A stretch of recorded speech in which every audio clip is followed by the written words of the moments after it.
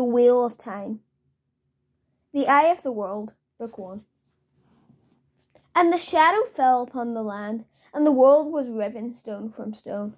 The oceans fled, and the mountains were swallowed up, and the nations were scattered to the 8 corners of the world. The moon was as blood, and the sun was as ashes. The seas boiled, and the living envied the dead.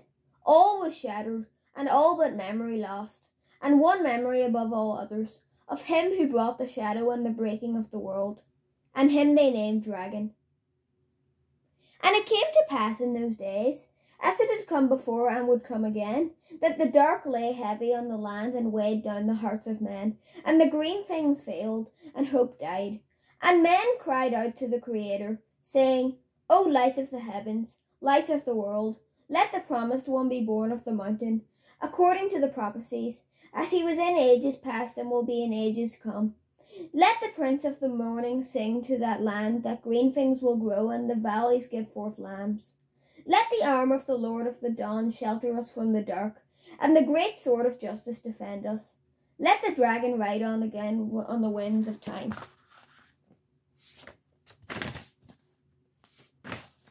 Prologue, Dragon Mount. The palace still shook occasionally as the earth rumbled in memory, groaned as if it would deny what had happened. Bars of sunlight cast through rents in the walls, which made motes of dust glitter where they yet hung in the air. Scorch marks marred the walls, the floors, the ceilings. Broad black smears crossed the blistered paints and gilt of once bright murals, soot overlaying crumbling friezes of men and animals which seemed to have attempted to walk before the madness grew quiet. The dead lay everywhere, men and women and children, struck down in attempted flight by the lightnings that had flashed down every corridor, or seized by the fires that had stalked them, or sunken into the stone of the palace, the stones that had flowed and sought, almost alive, before stillness came again.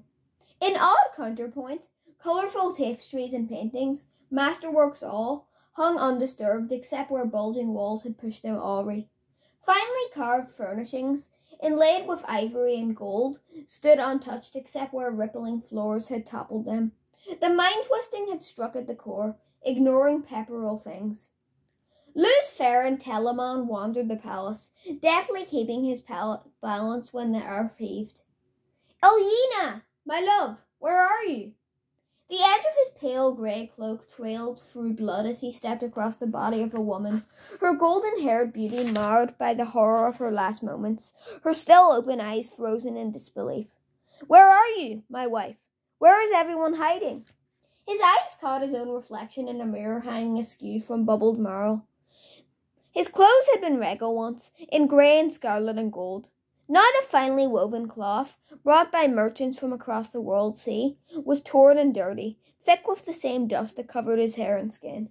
For a moment he fingered the symbol on his cloak, a circle half white and half black, the colour separated by a sinuous line. It meant something, that symbol. But the embroidered circle could not hold his attention long. He gazed at his own image with as much wonder. A tall man just into his middle years, handsome once, but now with hair already more white than brown and a face lined by strain and worry, dark eyes that had seen too much. Loose Farron began to chuckle, then threw back his head. His laughter echoed down the lifeless halls. Ilyena, my love, come to me, my wife. You must see this. Behind him the air rippled, shimmered, solidified into a man who looked around, his mouth twisting briefly with distaste. Not so tall as Loose Farron, he was clothed in all in black, save for the snow-white lace at his throat and the silver work on the turned-down tops of his thigh-high boots. He stepped carefully, handling his cloak fastidiously to avoid brushing the dead. The floor trembled with aftershocks, but his attention was focused on the man staring into the mirror and laughing. Lord of the morning, he said, I have come for you. The laughter cut off as if it had never been, and Loose Farron turned, seeming unsurprised. Ah, a guest. Have you the voice, stranger? It will soon be a time for the singing, and here we are all welcome to take part. Ilyena, my love, we have a guest. Ilyena, where are you? The black-clad man's eyes widened, darted to the body of the golden-haired woman, then back to Loose Farron. Shaitan take you. Does the taint already have you so far in its grip? That name, Lewis Farron shuddered and raised a hand as though to ward off something. You mustn't say that name. It is dangerous. So you remember that much, at least.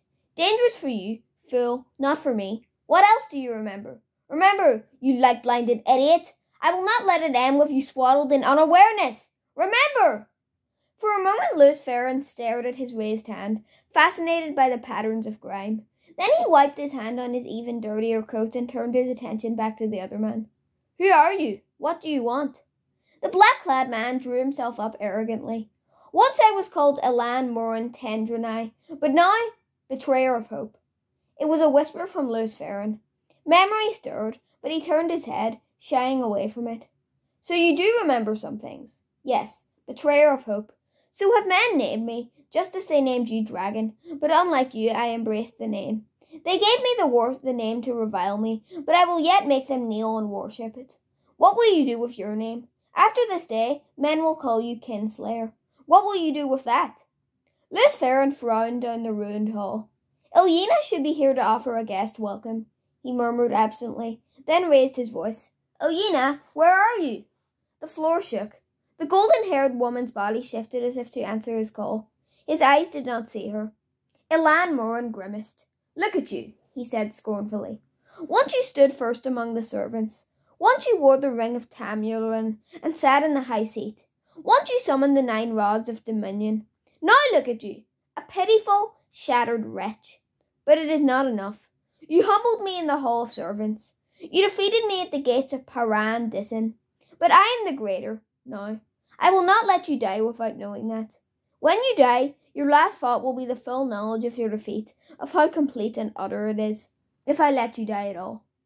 I cannot imagine what is keeping Ilyena. She will give me the rough side of her tongue if she thinks I have been hiding a guest from her.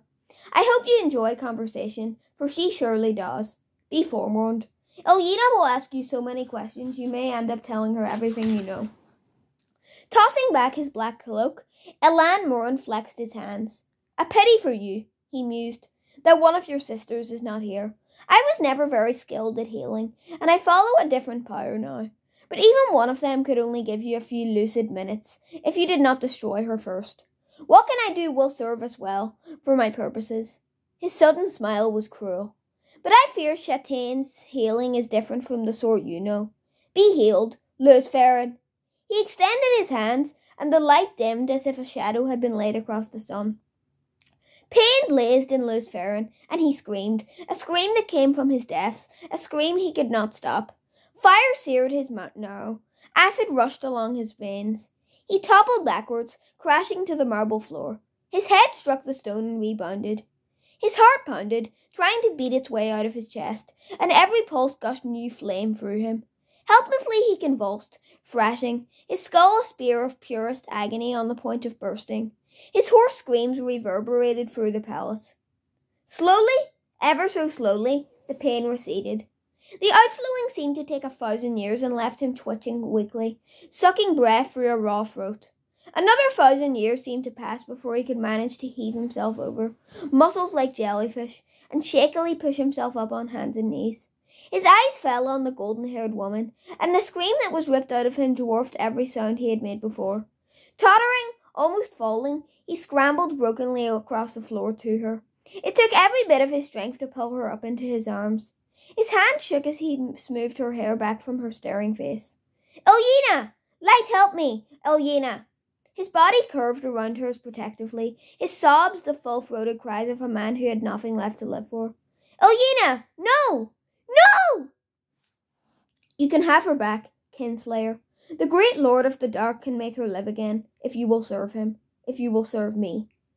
Lewis Farron raised his head, and the black-clad man took an involuntary step back from that gaze.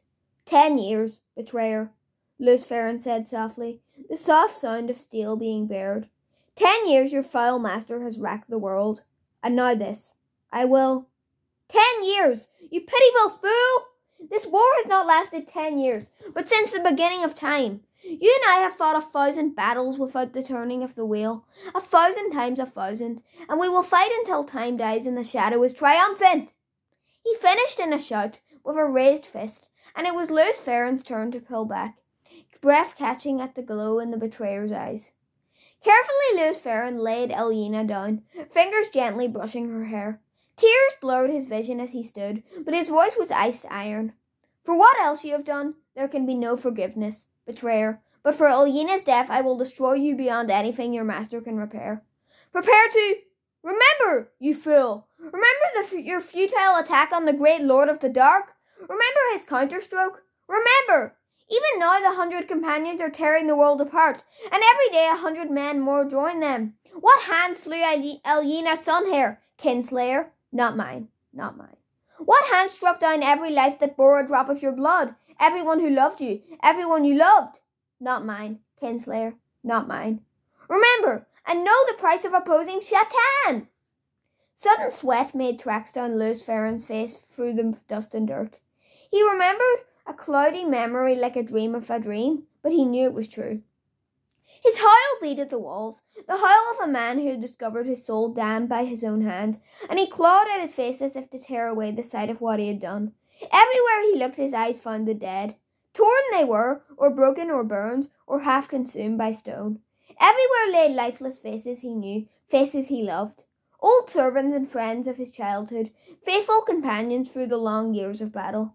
And his children, his own sons and daughters, sprawled like broken dolls, played still forever, all slain by his hand. His children's faces accused him, blank eyes asking why, and his tears were no answer. The betrayer's laughter flogged him, drowned out his howls. He could no longer bear the faces, the pain. He could not bear to remain any longer. Desperately he reached out to the true source, the tainted Saidin, and he travelled. The land around him was flat and empty. A river flowed nearby, straight and broad, but he could sense there were no people within 100 leagues. He was alone as a man could be still alive, yet he could not escape memory. The eyes pursued him through the endless caverns of his mind. He could not hide from them. His children's eyes, Elena's eyes. Tears glistened on his cheeks as he turned his face to the sky. Light! Forgive me!